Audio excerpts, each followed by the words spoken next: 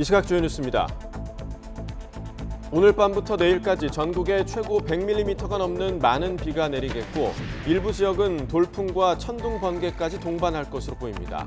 비가 그친 뒤에는 기온이 크게 떨어져 초겨울 추위가 찾아오겠습니다. 국민의힘 이뉴한 혁신위원장이 이준석 전 대표를 만나기 위해 부산을 찾았지만 대화도 나누지 못한 채 발길을 돌렸습니다. 이 전 대표는 환자는 서울에 있다며 임 위원장에게 시종 냉랭한 태도를 보였습니다. 이스라엘이 가자 지구에 대한 무차별 공격을 퍼부으면서 인명피해가 급증하고 있습니다. 가자 지구 보건부는 하루 동안 231명이 숨져 누적 사망자가 10,000명에 육박한다고 밝혔습니다. 특수 강도 혐의로 서울 구치소에 수감 중이던 30대 남성이 치료를 위해 입원한 병원에서 도주했습니다. 당국이 공개 수배하고 추적에 나섰지만 아직 검거하지는 못했습니다. 우리나라 대표 관광지인 서울 북촌 한옥마을 주민들이 코로나 이후에 몰려드는 외국인 관광객 때문에 일상생활을 이어가기 힘들다며 고통을 호소하고 있습니다. 지자체도 뾰족한 대책을 못 내놓자 떠나는 주민이 잇따르고 있습니다. 시청자 여러분 안녕하십니까? 굿모닝 YTN 1부 시작합니다. 일요일인 오늘 전국이 대체로 흐린 가운데 밤부터는 강한 비바람이 불겠습니다.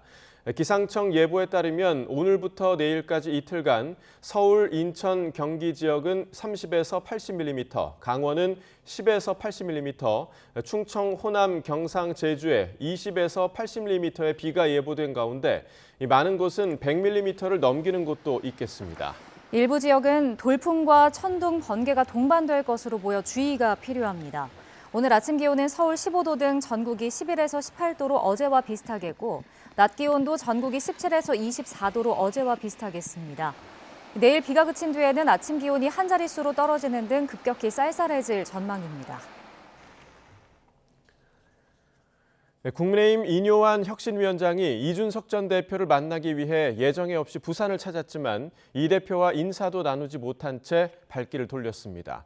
이 전 대표는 의사인 인 위원장에게 환자는 서울에 있고 보궐선거에서 여당을 심판한 서울 강서구 유권자들을 먼저 만나라고 거절하며 만남은 불발됐습니다. 조성호 기자가 보도합니다. 국민의힘 이뉴한 혁신위원장이 부산에 있는 대학교를 찾았습니다. 이현주 전 의원이 주최하는 정치 토론회에 참석한 이준석 전 대표를 만나기 위해서입니다. 혁신이도 몰랐고 이 전 대표 측과도 미리 협의하지 않은 그야말로 깜짝 방문 시도였습니다. 간단합니다. 오늘 경청으로 왔습니다. 토크콘서트. 그러나 인 위원장을 향해 단상에서 영어로 발언한 이 전 대표는 대화를 위한 선결 조건이 갖춰지지 않았다며 사실상 만남을 거절했습니다. 보궐선거 참패를 안긴 강서구 유권자들부터 만나란 겁니다. If you listen to them, then all the answers are in there. And if you abide by their language, then and not defy them, then I'll be more than happy to talk with you. 인 위원장은 1시간 반가량 이어진 토론회가 끝나자 이 전 대표와 인사조차 나누지 않고 자리를 떠났습니다. 취재진 질문에는 말을 아꼈습니다. 들으려고 왔습니다. 잘 듣고 좀 많이 생각해보고 서울에서 답변하겠습니다. 이 전 대표는 토론회를 마친 뒤 혁신위 활동을 안타깝게 지켜보고 있다면서 윤석열 대통령과 윤핵관을 에둘러 비판했습니다. 윤석열 대통령 측 핵심 관계자의 모습을 보이고 있는 것 같아가지고 저는 정말 안타깝습니다. 이준석이 환자라서 찾아오신 겁니까? 환자는 서울에 있습니다. 라고 제가 답변 드렸습니다. 이런 가운데 이른바 친윤, 지도부, 영남권 중진 등의 불출마 또는 험지 출마를 요구한 2호 혁신안을 놓고는 여야 공방이 이어졌습니다. 수용 여부도 불투명하고 기껏해야 또 다른 친윤 낙하산을 위한 사전 정지 작업으로서 대국민 눈속임에 지나지 않습니다. 어느 형식으로 말씀하신 어떤 특정 분들에 대한 불출마 또는 험지 출마 요구에 대해서 당에서 대단히 무겁게 받아들이는 분위기다. 윤석열 정부의 쓴소리를 하고 있는 유승민 전 의원 등을 두루 만나며 보폭을 넓히던 이뉴한 혁신위원장의 비주류 끌어안기 행보는 이 전 대표와 만남 불발로 잠시 숨고르기에 들어갈 걸로 보입니다. YTN 조성호입니다. 국민의힘이 쏘아올린 경기 김포시의 서울 편입론이 총선을 5달 앞둔 정치권을 뜨겁게 달구고 있습니다. 현 여당이 뉴타운 개발 공약으로 당시 서울 표심을 잡았던 과거 총선 때가 연상된다는 말도 나오고 있는데 민주당은 여론의 촉각을 곤두세우며 선거에 미칠 파장을 주시하고 있습니다. 김경수 기자입니다. 보궐선거 패배 이후 국민의힘이 들고 나온 메가시티 서울 구상을 두고 지난 2008년 뉴타운 공약이 겹쳐 보인다는 분석이 많습니다. 이명박 정부 출범 직후 치러진 18대 총선에서 당시 한나라당은 광역단위 재개발 사업인 뉴타운을 수도권 선거 승부수로 띄웠기 때문입니다. 뉴타운을 만들고 또 재건축을 하는 사업들이 중요하고요. 총력전 끝에 한나라당은 관악, 도봉, 노원 등 전통적 진보 강세 지역까지 차지하며 수도권을 휩쓸었고 과반 의석을 확보하는 승리를 거뒀습니다. 지역 개발과 부동산 가격 상승을 바라는 유권자 심리를 건드린 게 주요했다는 해석이 나왔는데 이번에 국민의힘이 꺼낸 카드도 맥이 닿아 있다는 분석입니다. 동북아의 대표적인 광역 경제권으로 도약하는 초석을 놓을 수 있으며 편입된 김포 또한 모든 인프라 면에서 발전을 이룰 것입니다. 물론 민주당도 비슷한 경험이 있습니다. 2002년 노무현 전 대통령이 대선 공약으로 내걸었던 충청권 신행정수도가 대표적입니다. 노 전 대통령이 한나라당 이회창 후보에 앞섰던 57만 표 가운데 절반에 가까운 25만 표가 충청에서 나올 정도로 톡톡히 덕을 봤다는 게 여야 가리지 않고 정치권의 공통된 평가입니다. 지방도 함께 발전시키고 수도권도 분산하기 위해서 행정수도를 충청도로 옮기자. 이게 제 제안입니다. 행정구역 개편 공약이 파급력이 컸다는 걸 아는 터라 이번 이슈에 대한 민주당의 고심도 깊습니다. 국민의힘이 당 차원의 기구를 만들고 김포 외 구리, 하남, 고양, 광명 등으로 범위를 확대할 가능성을 열어둔 만큼 부담감은 클 수밖에 없습니다. 민주당 입장이 무엇인지 잘 모르겠습니다. 반대한다는 것입니까? 아니면 찬성한다는 것입니까? 김포 서울 편입론에 대해 당 차원의 찬반 입장을 공식적으로 밝히는 대신 이슈 전환을 시도하는 이유입니다. 교통체계 개편부터 논의하는 게 맞는다며 서울 지하철 5호선 연장 문제로 역공에 나선 것도 그 연장선에 있다는 해석입니다. 뜬구름 잡는 이야기 말고 교통 문제 확실히 해결해야 합니다. 정부 여당은 자신들이 뭉개왔던 5호선 연장 문제에 대한 입장을 정해야 합니다. 서울 편입을 원하는 경기 지역 민심이 적잖은 만큼 여론의 추이를 보며 대응 수위를 조절하는 겁니다. 수도권의 선거판을 한번 흔들어 보려고 하는 정략적 차원 그 이상도 이하도 아니다라고 하는 평가입니다. 여야 모두 사활을 건 내년 총선을 앞두고 여권발 서울 확장론이 수도권 민심에 어떤 영향을 줄지 중요한 관전 포인트로 떠올랐습니다. YTN 김경수입니다. 예산 전국에 막이 오른 가운데 윤석열 대통령은 탄핵도 마다치 않겠다며 정부의 건전 재정, 즉 긴축 재정의 필요성을 연일 강조하고 있습니다. 이 재정을 늘리면 물가가 올라서 서민만 고스란히 피해를 본다는 이유인데 내년 총선을 염두에 둔 돈 풀기는 없다고 명확히 선을 긋는 모습입니다. 어떤 판단이 깔린 건지 강희경 기자가 보도해드립니다. 윤석열 대통령의 내년도 예산안 시정연설로 예산 전국에 막이 올랐습니다. 운용기조의 핵심은 건전 재정으로 윤 대통령은 미래 세대를 위한 선택이라고 강조했습니다. 미래 세대에게 감당하기 어려운 빚을 넘겨주지 않기 위한 것입니다. 이어 타운홀 미팅에서는 탄핵과 퇴진운동 등 한층 강경한 단어까지 꺼내들며 건전 재정의 당위성을 역설했습니다. 탄핵하려면 해라. 그러나 재정을 늘리면 물가가 더 올라 서민이 죽는다며 배수진을 쳤습니다. 내년 선거 때 보자. 아주 탄핵시킨다. 뭐 이런 얘기까지 막 나옵니다. 그래서 제가 하라면 하십시오. 물가 때문에 또 서민들이 죽는다. 그러면서도 서민을 위한 지원엔 예산을 아끼지 않겠다는 방침입니다. 대폭 삭감돼 논란이 일었던 R&D 예산에 대해서도 연구자들에게 똑같이 나눠주는 건 수당 보조의 개념에 불과한 만큼 필요한 곳에 더 집중적으로 투자해야 한다고 설명했습니다. 즉 허리띠는 졸라매되 꼭 필요한 곳에 잘 쓰겠다는 겁니다. 윤 대통령의 이 같은 방침은 과거 선거를 앞두고 정치권에서 볼 수 있었던 모습과는 다소 다릅니다. 문재인 전 대통령은 지난 21대 총선을 앞두고 코로나 재난지원금을 나눠줬고 박근혜 정부에서는 총선 전 TK 예산을 크게 늘려 논란이 됐습니다. 그러나 윤 대통령은 당장 재정을 늘리면 나라가 망하는 만큼 눈앞의 선거보단 미래를 더 먼저 봐야 한다는 의지가 강한 것으로 전해졌습니다.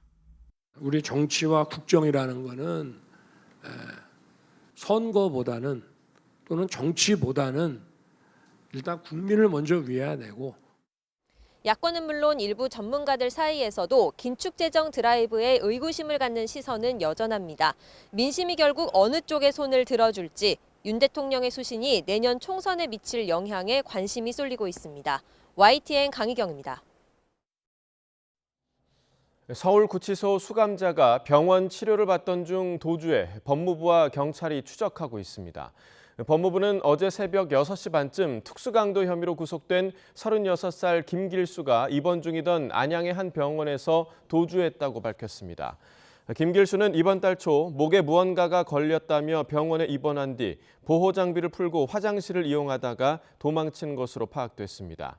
경찰은 김길수가 미리 준비한 사복으로 갈아입고 도주한 점으로 봐 계획범죄일 가능성을 열어두고 쫓고 있습니다. 마약 투약 혐의를 받는 배우 이선균 씨가 일주일 만에 경찰서에 다시 출석해 2차 조사를 받았습니다. 경찰은 보강 수사를 마친 뒤 재소환할 계획입니다. 윤웅성 기자입니다. 배우 이선균 씨가 일주일 만에 조사를 받기 위해 경찰서에 재출석했습니다. 다시 한번 모든 분께 죄송하다면서도 마약을 투약한 혐의를 인정하느냐는 질문에는 답을 피했습니다. 마약 투약 혐의 인정하십니까? 예, 오늘 조사 과정에서 모두 성실하게 답변드리겠습니다. 1시간여 만에 끝난 첫 조사와 달리 3시간 동안 조사를 받고 나온 이 씨의 대답도 마찬가지였습니다. 오늘 조사에서 마약 투약 혐의 인정하셨나요? 예, 그것 또한 다 솔직하게 제가 기억하고 있는 거 다 사실대로 다 말씀드렸습니다. 이번 조사에서는 이 씨의 마약 투약 여부에 관해 경찰의 집중 추궁이 이어진 것으로 전해졌습니다. 경찰은 그러나 이 씨가 마약 투약을 인정했는지 등에 관해선 아직 수사 중이라 밝힐 수 없다며 말을 아꼈습니다. 일각에서는 이 씨가 간이시약 검사와 국립과학수사연구원 정밀감정에서 모두 음성이 나오면서 혐의 입증에 어려움을 겪는 것 아니냐는 우려도 제기되고 있습니다. 경찰은 보강 수사를 진행한 뒤 조만간 다시 이 씨를 소환 조사할 계획입니다. 마약류 관리에 관한 법률상 마약 혐의를 받는 또 다른 연예인 가수 지드래곤, 권지용 씨는 오는 6일 첫 소환 조사를 받을 예정입니다. 경찰은 이들에게 마약을 건넨 것으로 지목된 공급책 의사도 출석 일정을 조율하고 있다고 밝혔습니다. YTN 윤웅성입니다. 전 펜싱 국가대표 남현희 씨가 사기 혐의로 구속된 자신의 재혼 상대였던 전청조 씨에게 받은 고가의 외제차 벤틀리 등을 경찰에 제출했습니다. 서울 송파경찰서는 남현희 씨가 전 씨로부터 선물받은 벤틀리와 가방, 목걸이, 반지를 비롯한 40여 품목을 임의 제출 형태로 제출하도록 해 압수했습니다. 남 씨 측은 일각에서 제기되고 있는 전청조 씨와의 공범 여부는 사실이 아니라며 피해자들에게 사죄하는 마음으로 수사기관의 모든 요구를 적극적으로 따르겠다고 밝혔습니다. 전청조 씨는 남현희 씨의 조카를 폭행한 혐의를 인정했습니다. 경기 성남중원경찰서는 어제 아동학대와 협박 혐의 등을 받는 전청조 씨를 피의자 신분으로 조사했습니다. 전 씨는 지난 8월 경기 성남시에 있는 남 씨 모친 집에서 남 씨의 중학생 조카 A군을 어린이용 골프채로 여러 차례 때린 혐의를 받습니다. 전 씨는 경찰 조사에서 이 같은 혐의를 모두 인정하면서도 훈육 차원의 행위였다는 취지로 주장한 것으로 알려졌습니다.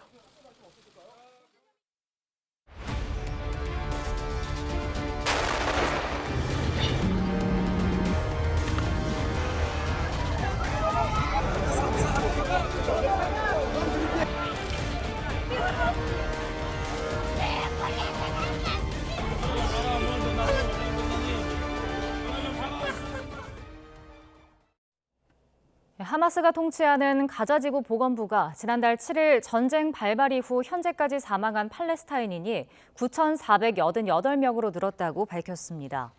보건부는 소셜미디어를 통해 성명을 내고 이스라엘 점령군이 지난 24시간 동안 10건의 대규모 학살을 저질러 231명의 목숨을 앗아갔다며 이같이 주장했습니다.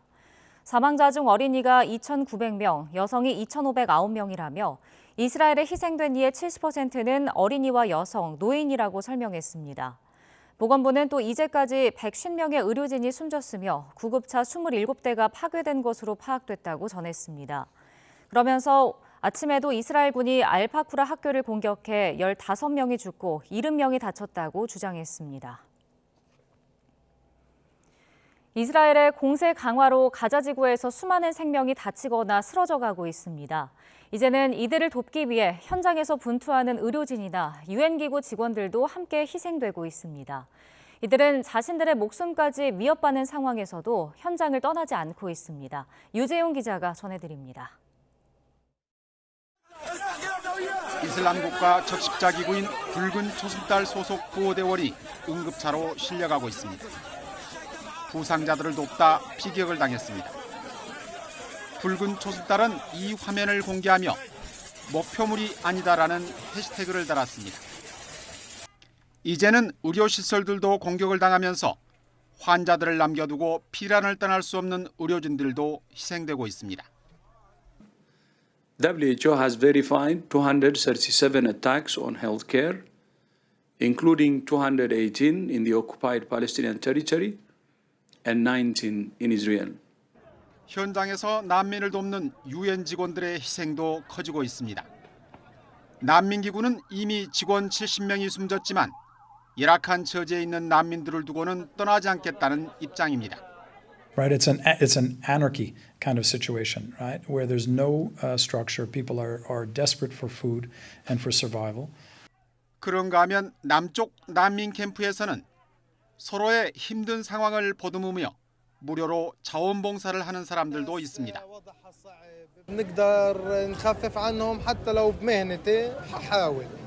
이 이발사는 죽음을 피해 남쪽으로 왔지만 이제 죽음이 이곳까지 쫓아오고 있다면서 그래도 절망에 빠진 사람들에게 조그만 희망이 되고 싶다고 말합니다. YTN 유재용입니다. 중동을 방문 중인 토니 블링컨 미 국무장관이 팔레스타인 가자지구를 무차별 공격하고 있는 이스라엘에 민간인 희생을 막을 모든 조치를 강구하라고 촉구했습니다. 블링컨 장관은 요르단 암만에서 중동 국가 외무장관들과 만난 뒤 공동 기자회견을 열어 반드시라는 말을 써가며 이같이 이스라엘을 강하게 압박했습니다. 그러나 이스라엘 하마스 전쟁에서 일반적 의미의 휴전은 하마스가 전열을 재정비해 다시 공격할 수 있도록 하는 것이라면서 반대한다는 입장을 재확인했습니다. 중동 5개국 외무장관들은 즉각적인 휴전을 요구해 양측은 이견만 재확인했습니다.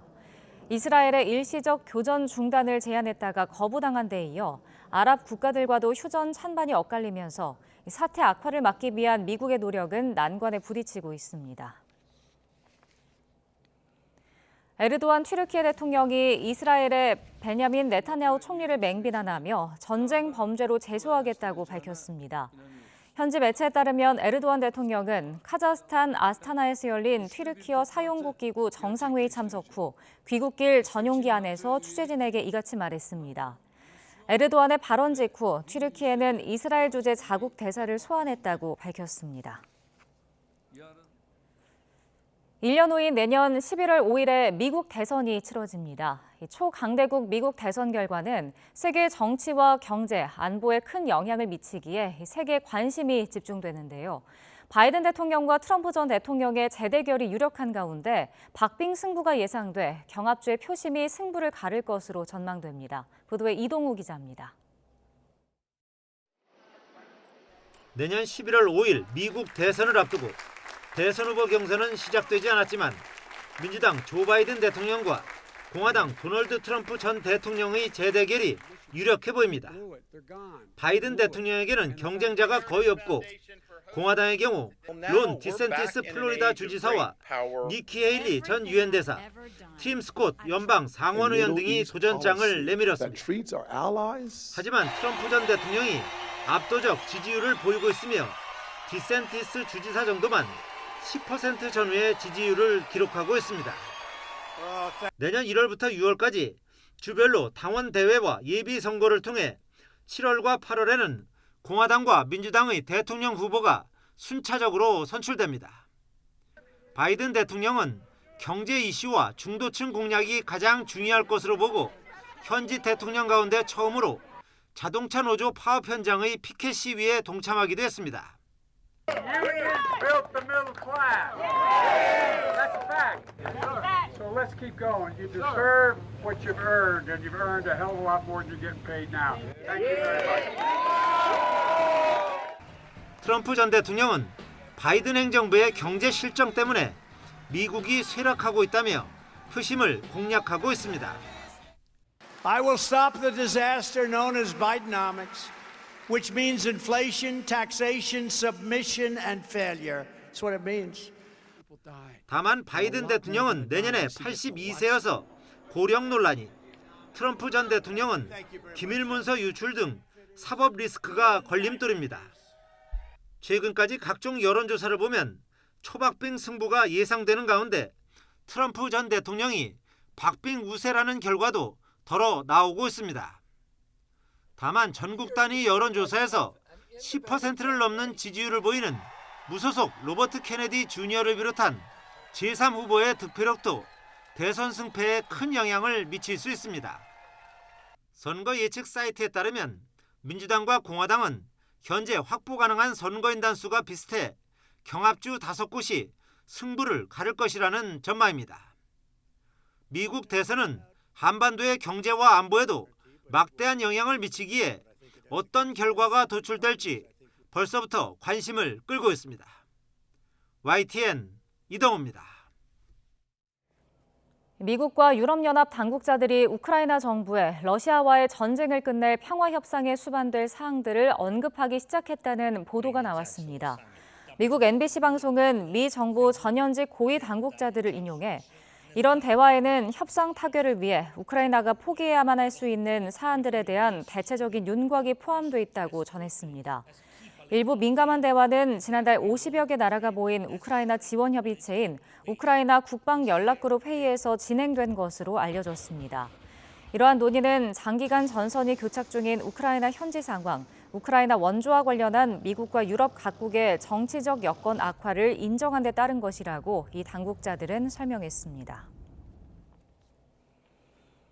북한이 우크라이나와 전쟁 중인 러시아에 포탄은 물론 단거리 탄도미사일까지 지원한 정황이 포착됐습니다. 하마스와 이스라엘 전쟁에선 무기 제공 가능성과 함께 팔레스타인 편을 들며 본격적인 개입 시기를 저울질하고 있습니다. 보도에 최두희 기자입니다. 러시아의 침공으로 우크라이나 전쟁이 시작된 지 1년 8개월이 지났습니다. 전쟁이 장기화한 가운데 북한은 지난 8월부터 러시아와의 무기 거래를 활발히 하면서 전쟁에 개입하고 있습니다.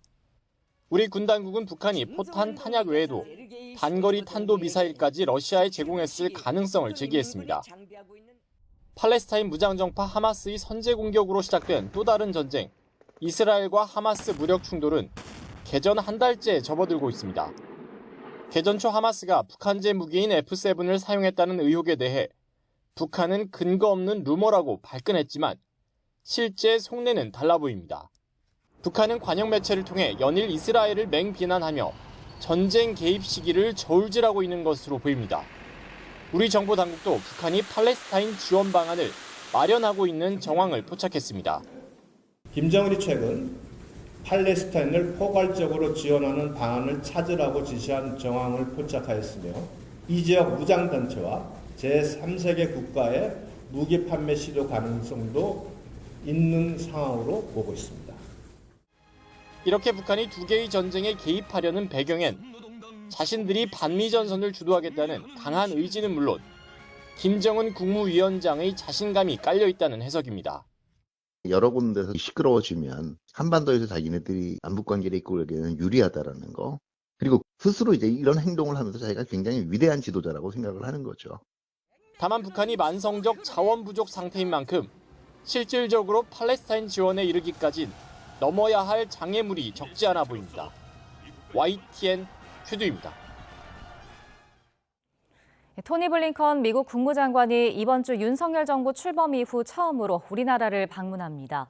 블링컨 장관은 박진 외교부 장관은 물론이고 윤석열 대통령도 만날 예정인데 러북 밀착 등 한반도와 국제정세 변화에 따른 한미동맹 강화 방안 등이 논의될 것으로 보입니다. 보도에 신현준 기자입니다.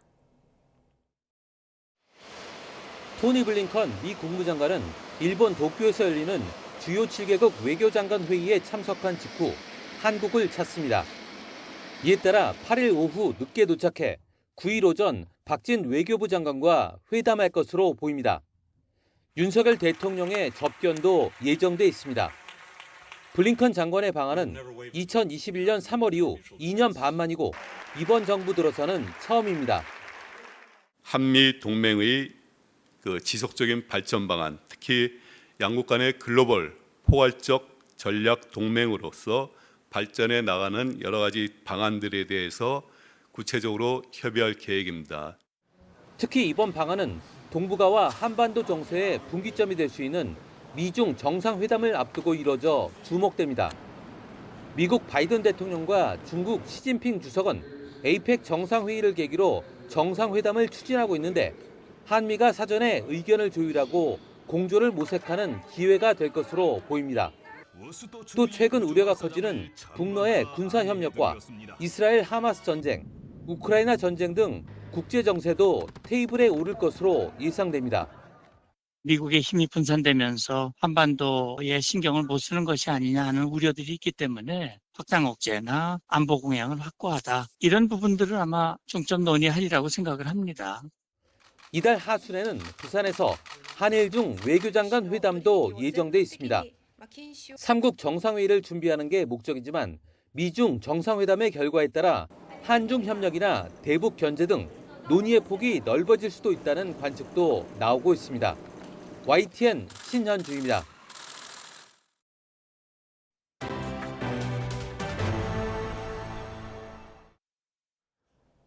전국 각지 명산마다 단풍이 절정을 이루며 가을 정취가 무르익고 있습니다.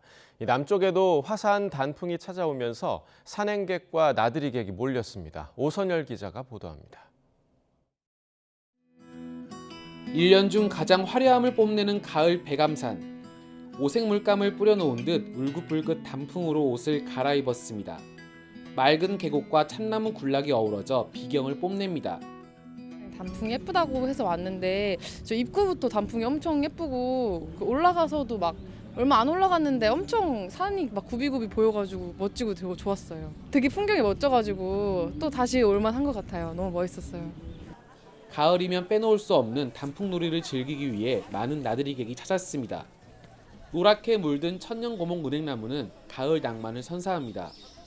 어디를 둘러봐도 빼어나게 아름다운 모습에 사진을 찍는 사람들의 손길이 분주합니다. 항상 올 때마다 느끼는 건데 단풍이 너무 아름답고 여기 사찰을 오면서 차분한 마음도 들고 가족끼리 또 정도 나눌 수 있어서 항상 즐겨 찾고 있습니다. 설악산에서 내려온 단풍 물결이 내장산과 지리산 등 남녘에도 내려앉았습니다. 애기 단풍으로 유명한 백양사 일대엔 단풍과 함께 즐기는 음악회 등 문화행사가 마련됐습니다. 향성은 일교차가 크고 날씨가 맑아서 다른 데보다 단풍이 진한 편인데요. 가을 단풍 물든 천년고찰 백양사에서 문화와 예술의 즐거움을 한껏 만끽해 보셨으면 좋겠습니다. 완연한 가을을 알리는 오색 단풍은 이달 중순까지 절정을 이룰 것으로 보입니다. YTN 오선일입니다. 네, 이처럼 늦가을 정취를 느끼기 위해서 전국 곳곳에 나들이객들이 몰렸는데요. 특히 제주에는 단풍과 억새꽃을 보려는 행락객들로 오름과 계곡이 북적였습니다. 고재영 기자입니다.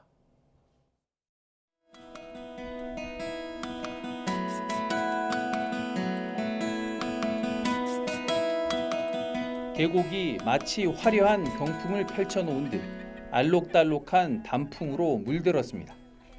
나무에 달린 잎들은 저마다 고운 색을 뽐냅니다. 주말을 맞아 단풍 구경 나온 사람들의 얼굴에는 웃음꽃이 가득합니다. 너무 행복해요. 뭐 색깔이 너무 알록달록 예쁘게 들어가지고요. 저희들이 좀 젊어지는 기분이랄까?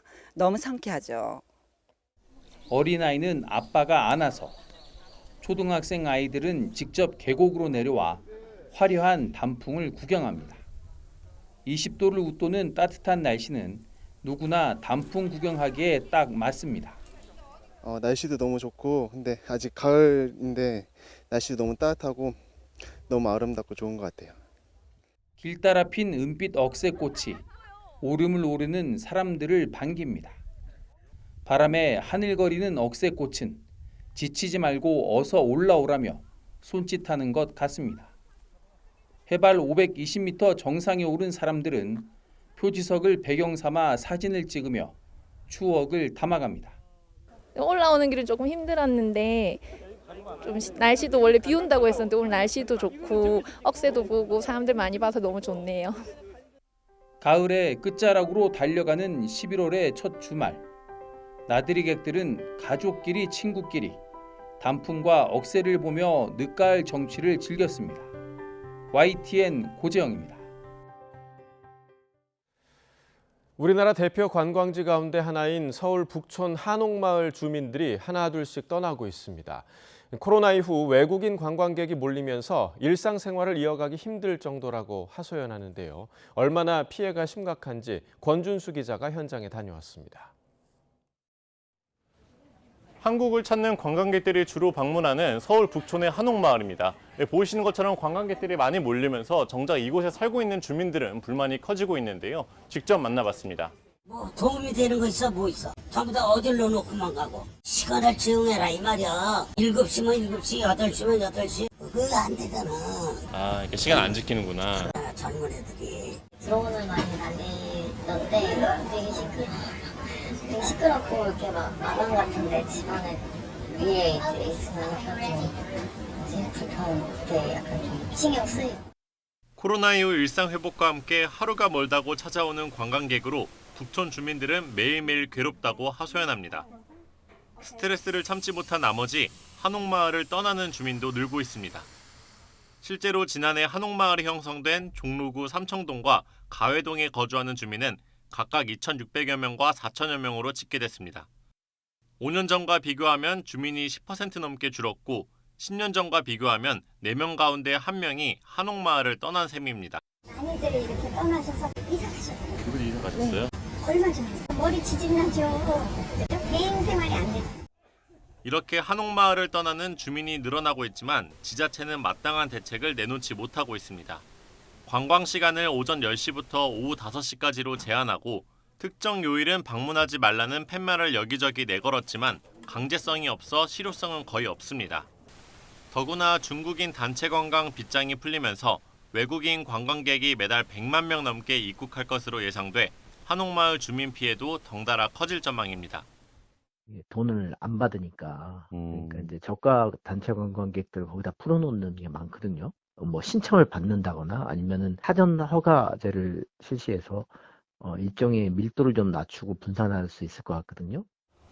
무엇보다 관광지는 관광객이 즐기기만 하는 공간이 아니라 주민들이 일상을 영위하는 공간이기도 하다는 점을 인식해야 한다는 지적도 나옵니다. YTN 권준수입니다. 대법원이 일제 강제동원 피해자에 대한 일본 전범기업의 배상 책임을 인정하는 판결을 내린 지 5년이 지났습니다. 하지만 일본 기업의 국내 자산을 강제 매각해 피해를 배상해달라는 피해자 측 소송에 대법원이 차일피일 판단을 미루면서 비판도 커지고 있습니다. 부장원 기자의 보도입니다. 2018년 10월과 11월 대법원은 일본제철과 미쓰비시 중공업이 일제 강제동원 피해자에게 배상해야 한다고 판결했습니다. 배상할 책임이 없다는 일본 최고재판소 결정을 뒤집은 것으로 강제노역 고초를 겪은 이들은 그제야 공식적인 피해자로 인정받았습니다. 오늘 나 혼자 나와서 이렇게 내가 많이 슬프고 눈물이 많이 나오고 멍청이고 울고 싶고 마음이 아프고. 하지만 일본 정부가 즉각 반발하고 일본 기업들도 배상을 거부하면서 국내 자산 강제 매각을 위한 험난한 법적 절차가 이어졌습니다. 대법원은 미쓰비시 중공업의 상표권과 특허권, 일본제철 소유 P&R 주식 매각 명령에 대한 재항고건이 계류돼 있습니다. 대법원이 현금화를 결정하면 경매를 거쳐 피해자가 직접 배상을 받게 되는 마지막 단계에 이른 건데 2018년 전원합의체 판결 이후 5년이 지난 지금도 언제 선고가 이뤄질지 알 수 없는 상황입니다. 이 때문에 피해자 측에선 대법원이 스스로 내린 판결까지 부정하며 정의를 지연시키고 있다고 비판합니다. 이 사건에 대한 그 어떠한 판단도 하지 않고 들고만 있습니다. 최소한 이 문제에 대해서 1년이 넘는 시간을 거친다는 것은 대법원이 스스로 직무유기에 해당함을 자인하는 것이라고 봅니다. 그 사이 정부는 강제동원 문제 해결책으로 일본 기업이 아닌 국내 재단을 통한 제3자 변제안을 공식화했지만 일부 피해자가 배상금 수령을 거부하고 법원까지 공탁을 받아주지 않으면서 되레 논란만 키웠습니다. 불수리 결정을 법리상 승복하기 어렵습니다. 이에 즉시 이의 절차에 착수하여 법원의 올바른 판단을 구할 것이며 일각에선 정권 교체 후 이어진 한일 관계 개선의 화해 무드에 상당한 외교적 파장이 미칠 걸 우려해 대법원이 현금화 명령을 미루는 게 아니냐는 정치적 해석까지 보태고 있습니다. 자신들이 죽기만 바라느냐는 고령의 강제동원 피해자들 호소에 대법원이 제때 응답할 시간도 이제 얼마 남지 않았습니다. YTN 부장원입니다. 주식시장이 휘청이면서 일부 개인 투자자들을 중심으로 공매도 한시적 중단 요구가 커지고 있습니다. 정치권에서도 관련 논의가 잇따랐는데 금융당국은 한시적 금지를 포함한 여러 방안을 두고 고심하고 있습니다. 엄윤주 기자가 보도합니다. 공매도는 없는 주식을 미리 빌려서 판 다음 주가가 떨어진 뒤 다시 사 시세 이익을 챙기는 투자 기법입니다. 남들이 손해를 보는 하락장에 들어가 돈을 버는 매매 전략인 셈입니다. 주가 하락에 베팅하는 만큼 하락세를 부추긴다는 지적도 나오는데 최근 주가가 큰 폭으로 내린 2차 전지 관련주들의 공매도 물량이 쏟아지고 있습니다. 그러자 손해를 본 일부 개인 투자자들을 중심으로 공매도를 전면 금지해달라는 요구가 잇따르고 있습니다. 정치권도 거들어 금융당국 압박에 나섰습니다. 요새 이 불법 공매도로 인해서 오히려 개미 투자자들이 손해를 본다. 오히려 큰 손실을 보고 있고 눈물을 흘린다. 지금 이러한 좀 그 사례들이 많이 나오고 있거든요. 금융당국의 속내는 복잡합니다. 앞서 금융감독원도 불법 공매도 특별조사단을 출범시키며 시장 질서 왜곡 행위에 엄벌 의지를 보였지만 공매도 자체를 금지하기는 부담스럽습니다. 현재 일부 종목에 대한 부분 허용만으로도 국제시장에서 마이너스 요소가 되는 마당에 전면 금지는 외국인 이탈을 더 부추길 수 있고 공매도의 가격 조정이라는 순기능도 무시할 수 없기 때문입니다. 외국인 투자가 중요한 나라에서 외국에서 아무도 안 하는 이런 복잡하고 어려운 시스템을 만들어서 거래를 어렵게 만드는 게 과연 개인 투자자를 보호하는 이러한 정책인지 저는 정말 자신이 없습니다. 김소영 금융위원회 부위원장은 YTN과의 통화에서 현재 한시적 금지를 포함한 여러 방안을 검토 중이지만 아직 정해진 건 없다고 밝혔습니다. 그러면서 전면 금지에 앞서 불법 공매도를 근절하고 기울어진 운동장을 펼 제도 개선 방안을 마련하는 게 급선무라고 강조했습니다. 공매도를 둘러싼 개인 투자자와 정치권 압박이 거세지는 가운데 금융위는 조만간 공식 입장을 발표할 예정입니다. YTN 엄윤주입니다. 카카오가 주가 조작과 계열사 매출을 부풀린 혐의로 금융당국 조사와 감리를 받고 있는데요. 이번에는 또 다른 건으로 공정거래위원회 제재에 직면한 데 이어 국민연금도 주권 행사에 나서겠다고 압박하고 있습니다. 이승은 기자가 보도합니다.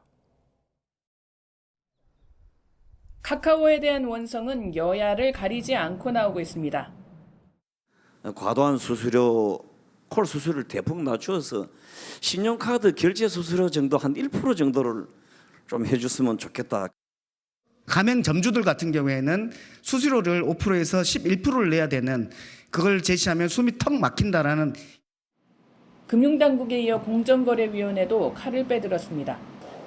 지난 2월 카카오티 블루 가맹택시 콜 몰아주기로 과징금 257억 원을 부과한 공정위는 경쟁사 가맹택시 콜 차단 혐의로 제재하겠다는 내용의 심사보고서를 보냈습니다.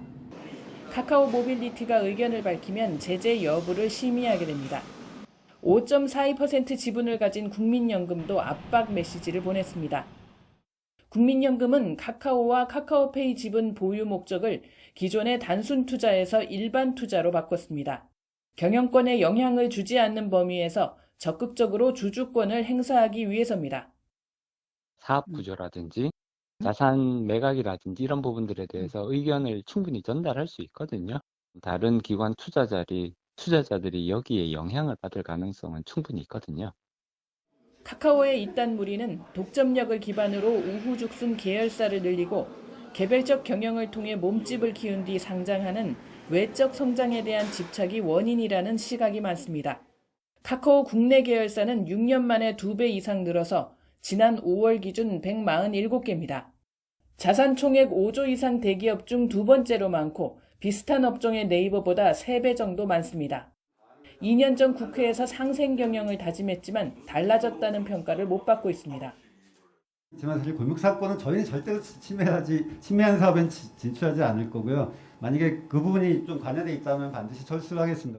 침해가 아니라 오히려 골목사건을 도와줄 수 있는 방법을 적극적으로 좀 찾겠습니다. 최대 위기를 맞아 준법 윤리 경영을 감시할 외부 기구를 설립한 카카오. 혁신 경영을 할 수 있을지 관심이 모아집니다. YTN 이승은입니다. 건설 공사 현장에서 사망한 근로자가 매분기 꾸준히 늘어 올해 벌써 180명을 넘었습니다. 특히 시공능력 평가 100위 안에 드는 대형 건설사 공사 현장에서 발생한 사망자는 전체 사망자 5명 가운데 1명꼴로 오히려 늘고 있어 대책 강화가 필요하다는 지적이 나옵니다. 보도에 윤혜리 기자입니다.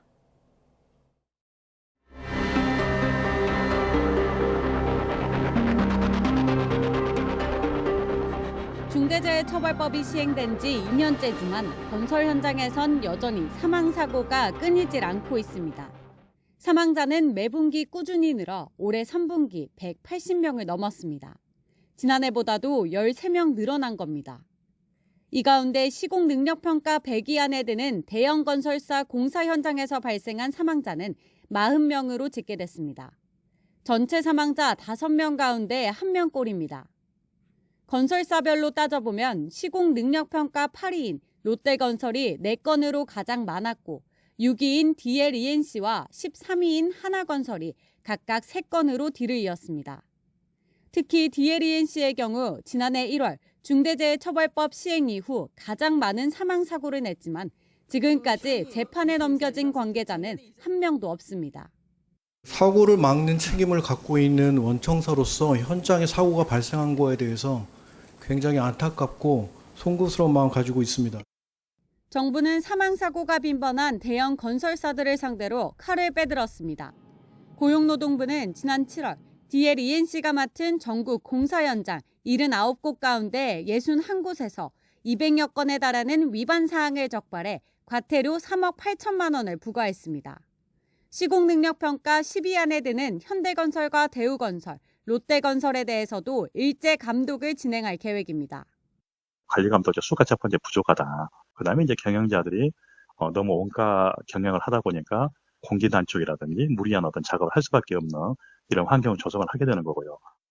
정부의 감독 강화뿐 아니라 대형 건설사들의 안전 관리자 확충과 투자 확대가 함께 이뤄져야 한다는 지적이 나옵니다. YTN 윤혜리입니다. 내년 건강보험료가 동결된 데 이어 장기요양보험료도 1.09% 올라 사실상 동결 수준으로 책정됐습니다. 당장은 보험료 부담을 덜게 됐지만 노인 돌봄 비용이 급증하고 있는 상황에서 장기요양보험 제정에는 빨간불이 켜졌습니다. 김혜은 기자가 보도합니다. 내년 장기요양보험료율 인상률은 1.09%. 가입자 세대당 월 평균 182원만 더 내면 됩니다. 최근 몇 년 동안 5.9%에서 20%가 넘던 인상률과 비교하면 동결이나 마찬가지입니다.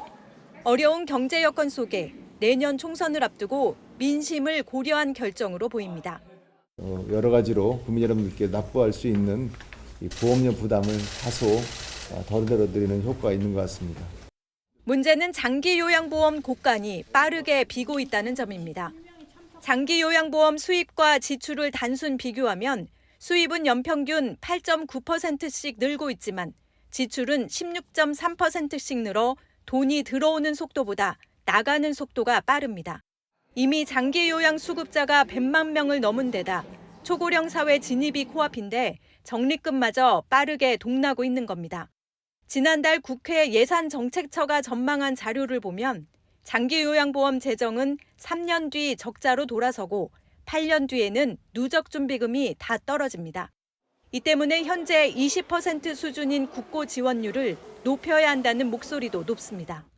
정부가 말하는 20%는 내년도 예산을 추정한 것의 20%를 되겠다는 거지 실제 그 해에 사용한 액수의 20%도 아니란 말이에요.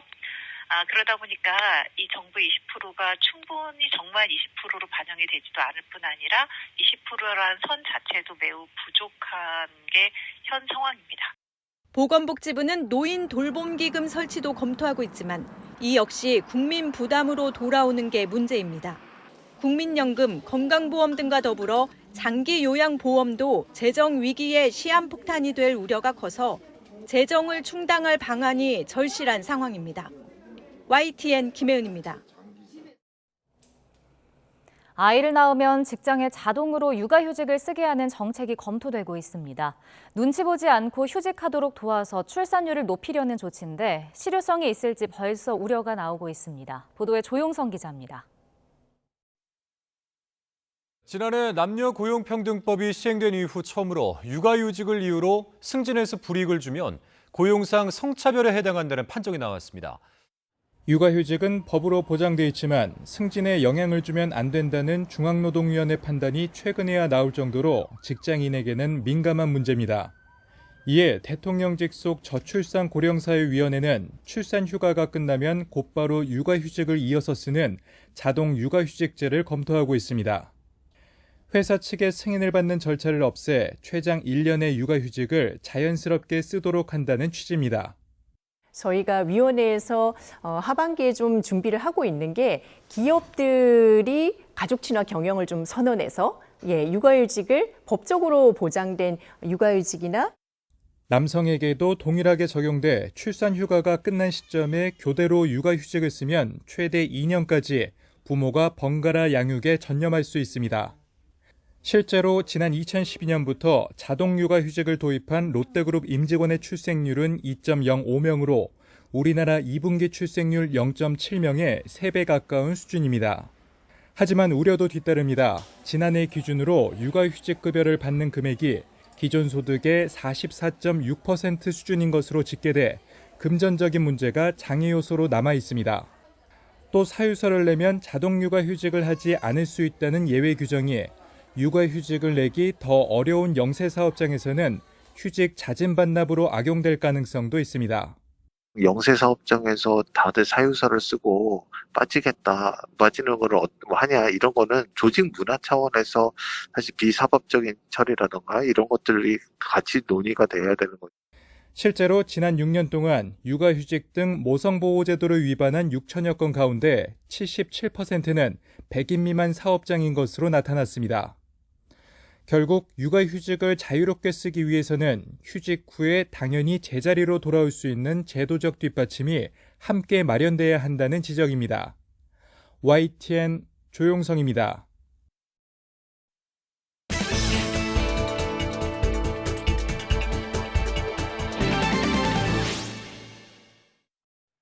지난 40년 동안 거의 볼 수 없었던 빈대가 전 세계적으로 다시 기승을 부리고 있습니다.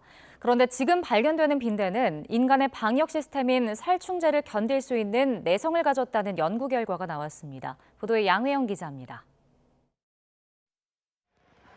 납작한 타원형 몸통을 지닌 빈대는 자기 몸집의 최대 6배까지 동물의 피를 빠는 흡혈 곤충입니다. 최근 프랑스를 비롯해 영국과 미국 등에서 빈대가 발견돼 비상에 걸렸는데 국내에서도 1980년 이후 사실상 박멸됐던 빈대가 최근 출몰하고 있습니다. 그런데 문제는 최근 발견되는 빈대가 살충제의 내성을 가진 상태로 진화했다는 겁니다. 미국 연구팀이 지난 2005년에서 2009년, 2018년에서 2019년 두 차례에 걸쳐 미국 전역에서 빈대를 수집해 DNA를 분석해봤습니다.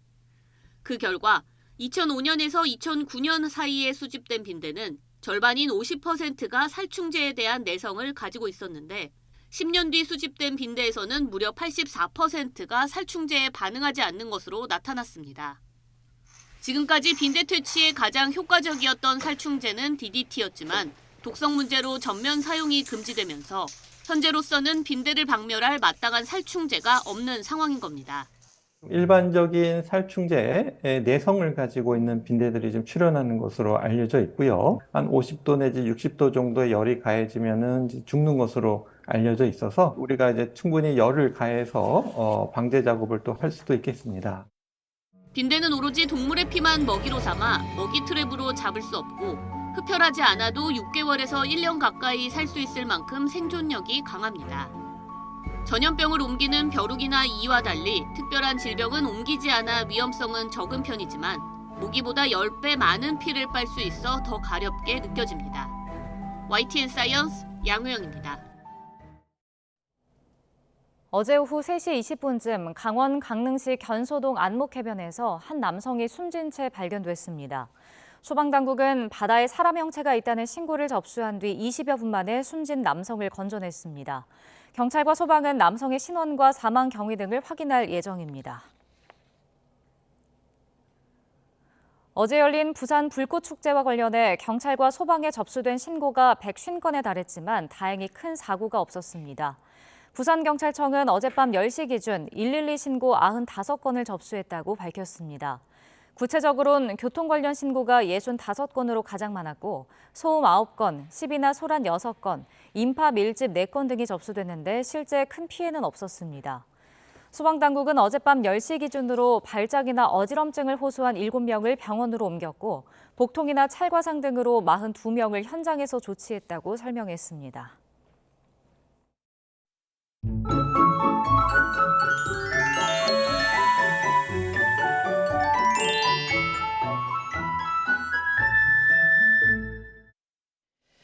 현재 서울과 충남을 중심으로 비가 오고 있습니다. 내일까지 전국적으로 요란한 비가 내릴 텐데요. 수도권과 영서의 많은 곳은 100mm 이상의 큰 비가 오겠고 그 밖의 지방도 최고 80mm의 많은 비가 예상됩니다.